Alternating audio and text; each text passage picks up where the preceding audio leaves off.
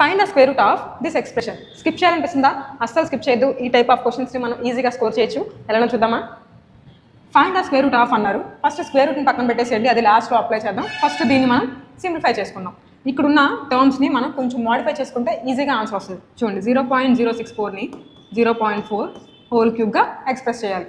Minus 0.008ని 0.2 whole క్యూబ్గా చేసుకోవాలి. A cube minus B cube formula observe చేయండి. A minus B into A square plus AB plus B square. అలా ఇది modify చేద్దాం. ఏ మైనస్ బి అంటున్నారు కాబట్టి 0.4 మైనస్ 0.2. నెక్స్ట్ వన్ ఏ స్క్వేర్ అంటే 0.4 స్క్వేర్ అవుతుంది, అప్పుడు 0.16 అవుతుంది. ప్లస్ ఏబి 0.4 ఇంటూ 0.2 0.08 అవుతుంది. నెక్స్ట్ బి స్క్వేర్ అంటే 0.2 స్క్వేర్ అవుతుంది, 0.004 అవుతుంది. ఓకేనా? నెక్స్ట్ ఈ సెకండ్ ఎక్స్ప్రెషన్ కూడా మోడిఫై చేద్దాం. దీన్ని మనం 0.4 హోల్ స్క్వేర్గా రాసుకోవచ్చు, minus 0.2 whole square.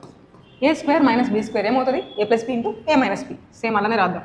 0.4 plus 0.2 0.4 minus 0.2. డినోమినేటర్లో ఉన్నది సేమ్ అలానే దించేద్దాం. అంటే 0.16 plus 0.08 plus 0.04 0.4 plus 0.2 whole cube. ఇప్పుడు ఒకసారి అబ్జర్వ్ చేయండి, ఈ టర్మ్ క్యాన్సిల్ అయిపోతుంది. 0.4 ప్లస్ 0.2 హోల్ క్యూబ్ అంటున్నాము.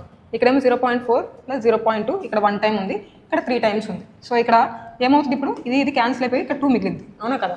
0.4 మైనస్ 0.2 0.4 మైనస్ 0.2 ఏమవుతుంది? 0.4 మైనస్ 0.2 స్క్వేర్ అవుతుంది. డినోమినేటర్లో కూడా మనకి 0.4 ప్లస్ 0.2 స్క్వేర్ మిగిలింది. ఈ రెండింటికి మనం ఏం అప్లై చేయాలి? స్క్వేర్ రూట్ కదా. సో స్క్వేర్ రూట్ అప్లై చేద్దాం. స్క్వేర్ రూట్ క్యాన్సిల్ అయిపోద్ది. ఏం మిగిలింది? 0.4 మైనస్ 0.2 ఏమవుతుంది? 0.2 డివైడెడ్ బై 0.4 ప్లస్ 0.2 ఏమవుతుంది? 0.6. ఇక్కడ మనకి 3 టైమ్స్ క్యాన్సిల్ అవుతుంది అనమాట. ఇప్పుడు ఆన్సర్ ఏంటి? 1/3 అంతే.